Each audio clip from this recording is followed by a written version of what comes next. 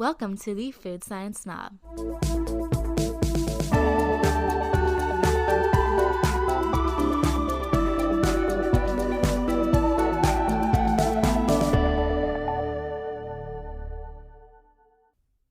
Hey guys, and welcome back to another episode of the Food Science Snob. So, when this goes live, Christmas will be in 2 days. And seeing that this is like my first Christmas with like a real job, I was able to get some really great gifts to my friends and family, so I'm definitely looking forward to this holiday. Now, a tradition that my family usually does is leave out milk and cookies for Santa. And, back in the day, it used to just be like you get the milk from the fridge and it was no big deal, Santa drink it or whatever. But now I'm hearing that Santa has a lot of different dietary changes, as most people do now, Everyone is allergic to something these days. So, I thought I'd do an episode on which milk you should give your Santa this Christmas. Let's get snobby. Okay, so milk can be split into two main umbrella categories, and then from there, we're going to dive in real deep. So, stick with me here. Okay, so the two umbrellas are obviously animal-based and plant-based. So animal-based can be anything from, like cow's milk and all the varieties of that, or goat's milk, or any other kind of animal's milk that you would like to drink. If it's a plant-based milk, it's actually sourced from a grain, nut, or a vegetable. So it's called milk because usually this juice is too thick to be qualified as a juice, and also just the term like almond juice sounds really disturbing. Almond milk sounds 10 times better. Anyways, okay, let's break it down into all the different types of milk. Are you ready? Let's start with animal-based. So, the cow. Oh, the cow. The cow has been a friend to humanity since, honestly, like the dawn of time. Not only did people use them for meat, which is high in protein and essential for surviving during, like the Stone Age, but also they've been bred and become docile and very profitable and nutritious. And milk, I love milk. I love cow's milk. Honestly, to me, nothing tastes the same as cow's milk. Nothing ever will. I'm sorry, I don't really have that many dietary restrictions, so I enjoy a nice cup of milk every once in a while. But fortunately, for us, modern science has come along, which means we don't drink raw milk straight from the udder anymore, which, thank God. We treat it and flavor it and usually alter the nutritional value. So, to elaborate, the first type of milk that we will discuss is whole milk. This is also known as regular milk in a lot of cases, and it consists of about 3.5% of fat content. The whole reason it's called whole milk is because it is comparatively purer than most other milks. So it has the least taken out of it. So it's more whole, more close to raw milk straight from the udder.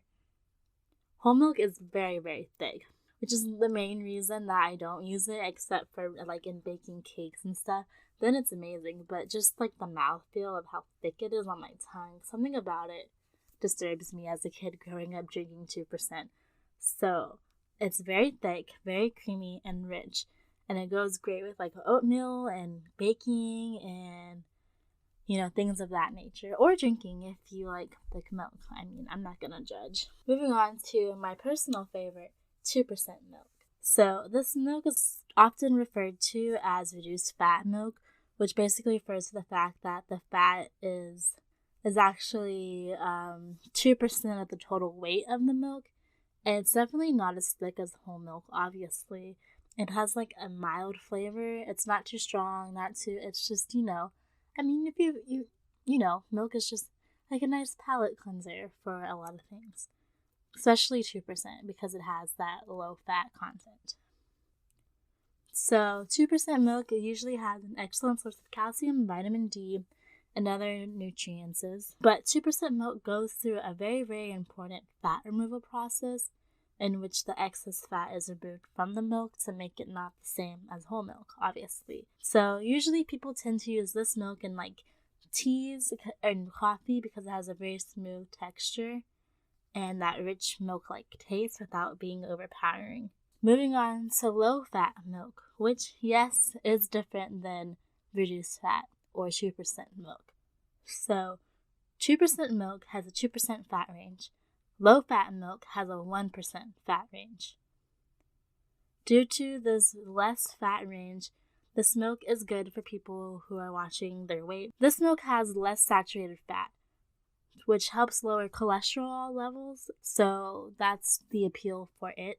However, it is less in protein, so that is something to, counterbalance with. It's also not very creamy and pretty watery and not desirable for like coffee, milk, tea, those kinds of things, where a richer, creamier feel is preferred. This is because it goes under a process called centrifugation, which refers to the removal of the creamy fat layer that comes from like less processed milks. So this removal of the cream and fat globules results in a thinner milk, which is usually whiter and a more white opaque shade than regular milk. So yeah, low fat milk and reduced fat milk, not the same. Okay, moving forward. Yes, we're still in the cow's milks. I know. We have a long way to go. Please stay with me. Now we've moved on to organic milk. And honestly, I just thought about skipping this one altogether because you guys know how I feel about the word organic. So organic milk comes from cows that aren't given hormones, and it's produced by dairy farmers, usually the same dairy farmers, and they only use organic pesticides and fertilizers. So the differences between this milk and other milk is that the cows who are making certified organic milk only get 30% of their diet from pasture. Secondly, these cows aren't given any antibiotics. And lastly, they aren't fed any reproduction or growth hormones. The nutritional profile of this milk is literally the exact same as standard milk, and there's honestly no significant differences in them. So if you want to buy more expensive milk for no reason, that's on you. But I will not. Anyways, okay, skimmed milk, or also known as fat-free milk. It's quite a popular choice for those who are health conscious, again, as well. It contains 0 fat, so it's way, way thinner than all the other types of milk I've mentioned before, and it goes through a process called skimming, which refers to the removal of the cream from the milk, and it makes it very watery. Usually people add like milk powder to this product to make it thicker and have the more milky taste, because honestly at that point you're just drinking water. No, I'm just kidding, but not kidding at the same time. Anyways, however, this is an excellent choice for people who love milk but are trying to lose weight or opt out for a healthier diet. Okay, on to raw milk, which has become controversial, but honestly I don't know why. I don't know why you would drink raw milk at this time and age, seeing as it can kill you, and there's pasteurized milk that is just as good. Anyways, okay, let me tell you about raw milk. So this is also known as unpasteurized milk, or milk that hasn't been homogenized. This means it's not heated by dairy farmers or considered safe for drinking. It comes from a variety of different animals. It can come from buffalo, sheep, camels, cows, goats, whoever you want to get your milk from. It doesn't matter. The important thing is that this raw milk is not pasteurized, which raises several health concerns. It can contain harmful germs, bacteria, and viruses that can adversely affect your health. Honestly, you should avoid this milk at all costs if you can. People tend to think it's better because it's natural and it has more amino acids and proteins, but is that really worth you dying from bacteria? I mean, pasteurization was created like in the 1800s for a reason. So that heating step of pasteurization is so important because it kills all of those raw bacteria that are found in the milk, which makes it harmful. So because it doesn't go through that pasteurization step, raw milk is less expensive, but honestly in general you won't be able to find it like even on the grocery store shelves anymore. So that's a good thing. But if you are looking to purchase raw milk, it's best to go to a supplier or warehouse that sells the milk. And remember that it's going to be served chilled, because at room temperature, those bacteria will grow horrendously, like bad. So, bring her a cooler or something if you're going to buy this. Okay, so if any of those milks I mentioned above give you discomfort, nausea, diarrhea, gas, or bloating, or 30 minutes to 2 hours after, then don't listen to anything I just said above. The second portion of the podcast is for you. So people who are lactose intolerant don't make enough of the enzyme lactase, which is found in your digestive tract. This enzyme's job is to break down milk sugar, lactose, into two components, galactose and glucose, so that they can be absorbed, because your body cannot absorb lactose. So when you don't have lactase and you can't digest the lactose, your digestive system reacts by causing indigestion, gas, bloating, and diarrhea. Okay, so regular milk contains the milk sugar lactose, while lactose-free milk obviously doesn't. So this is done because they take the lactose milk and add a enzyme to it called lactase, which breaks down the lactose.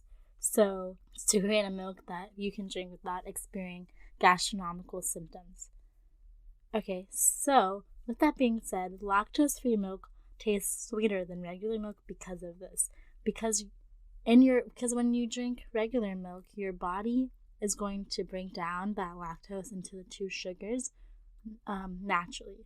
But in this lactose-free milk, they put the enzyme in it to break down the lactose ahead of time, creating two sugars in the milk instead of one sugar, which creates the effect of having a sweeter taste on your tongue, because you're breaking it down into two simple sugars instead of one complex sugar. And those two simple sugars are galactose and glucose, the same ones that your body would create naturally. So lactose-free milk also has a different shelf life than regular milk.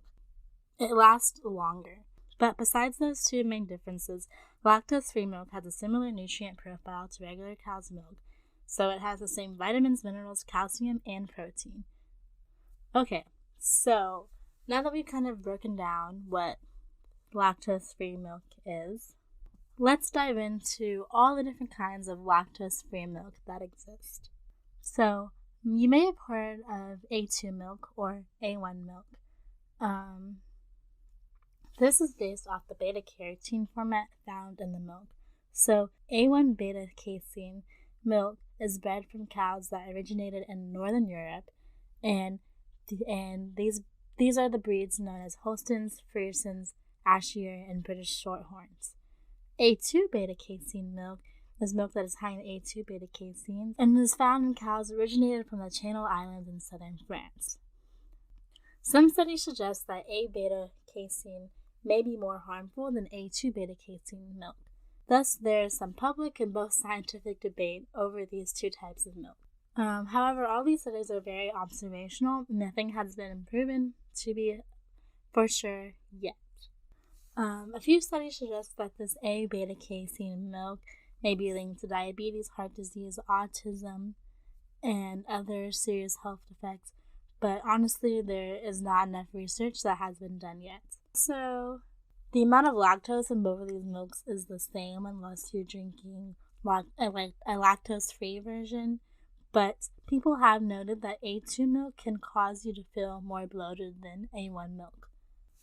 Also, some studies have shown that people who believe they are lactose intolerant may just actually be allergic to this A2 beta-casein, may relieve all of your digestive discomfort. So, if you don't have severe symptoms, maybe this milk is worth your try. However, as I said, there's still a ton of research going on, and it's still in the very early on experimental phases of its life. But it is worth giving a try if you do struggle to digest regular milk. So there we talked about two dairy versions of lactose-free milk, the A2 milk and lactose-free milk. Now we will move on to the non-dairy lactose-free milks, and this is the last category, I promise. So lactose-free milk can come from soybeans, rice, almonds, and any other food, and a lot of other food products that produce fluids that can be called milk. So these plant-based milks are typically from vegetables, grains, or legumes. The typical ones are almond, soy, oat, flax, coconut, and rice. These, however, don't have the same nutritional benefits of cow's milks, such as the high calcium content, and in some cases, they have to add vitamin D to the milk to produce a beverage that is similar in nutrition. So the first one we will talk about is soy milk. This one is the most common for sure, and it's made from soybeans. Interestingly, soy milk in its natural form is a natural byproduct of the manufacturing of tofu. So it kind of was like a happy accident that soy milk came about. So it has a lot of the creaminess that regular milk has, and also has the high protein content. So soy is a great choice for a replacement of regular milk. And it does tend to have a more nutty flavor, but people tend to like that, especially like in coffees and lattes and tea, where you want that extra little of flavor. Soy milk also tends to usually be the cheapest of the plant-based options, so that is another perk for it. It's also the easiest to find in grocery stores since it's been on the market the longest. It's the longest running lactose-free milk substitute out there. So, very reliable. However, it doesn't really respond well to heat and can oftentimes curdle, which is why it's not a good option for like baking or in hot coffee drinks. Okay. Moving on to oat milk. Oat milk has grown in popularity recently, even like at Starbucks, the big rave for lattes especially, because of its super, super creamy texture. It's also closer to cow's milk in terms of calorie content, 120 calories per cup, 16 carbs, 5 grams of fat, So it's a very hearty drink, and it's good before a workout because of all those carbohydrates. Oat milk usually has to be fortified, however. Usually they add vitamin A, D, and B, as well as calcium to get those benefits that you get from milk. So, because the oat milk is made by soaking and straining the oats, all of those natural nutrients are stripped away from it in the process of making the oat milk. But just because it's fortified doesn't mean it's bad for you. It's something to think about, that it's an extra step of processing to get it to its final form. Because of that, it's often kind of pricey, and it can be harder to find at more budget grocery stores. But it is a great option for plant-based milk for baking, because it also is like creamy and sweet in flavor and thick. Okay, now probably the most popular after soy milk is obviously almond milk. It has a plain sweet taste, and you can easily make it at home. Just getting some cheesecloth, some almonds, and soaking those bad boys until all the milk runs off of them. It's great if you're looking for like a traditional milk flavor and texture with fewer calories. However, this also has to be fortified because you're stripping away those nutrients from it when you're making the milk. Almond milk is high in monounsaturated fat, which is good for weight loss, and it's available at a wide range of price range points. So you can even buy it in like shelf-stable boxes these days. So really, really cool. There's also cashew milk, which is good for baking and cooking. I won't go into it because it's basically the same as almond milk, just has a more strong, nutty taste to it. There's rice milk, which is lactose-free, has no nut content, so it's safe for those with nut allergies. And honestly, it's like the safest for just sensitive digestive systems. Okay, moving on to coconut milk. Coconut milk is delicious and creamy and sweet. Very, very sweet. It's ideal for cooking because of this. Just don't drink the canned coconut milk that's specifically designed for baking, because that is extremely sweet. Okay, moving on to flax milk. This one is rising. It's pretty trendy right now. It's sweet, it's not as creamy, and it's a good option for those with soy allergies. There's also pea milk. It's made from yellow split peas, and it usually has to be fortified with calcium and potassium. The peas that they use to make this milk use less water to produce, so this milk is good for you if you're looking for some environmental benefits from your milk drinking. It also has a very similar protein content and fat content as regular whole milk, but it doesn't have any carbohydrates. So this one is great because it's high protein, so it's great like post-workout. It could be really good like in a smoothie with some fruits to add some carbs to it. So, as you can see, there are many, many, many different types of milk. We're literally rambling on about them for like 20 minutes. So, it can be very difficult to choose which one is best for you. But all you need to know is, overall, milk is a healthy, nutritious drink that contains calcium and is good for your bone health. So, there's also a lot of variety. So, if you're lactose intolerant, then avoid cow's milk unless you're trying lactose-free milk. If you're looking for a low-fat diet, maybe switch to low-fat or skim milk. There's a lot of options, so you can figure out which one makes the most sense for you and your diet. So, for me personally, I don't think there's like a super good, solid replacement for milk, whether it be, losing nutrients or sweeter taste.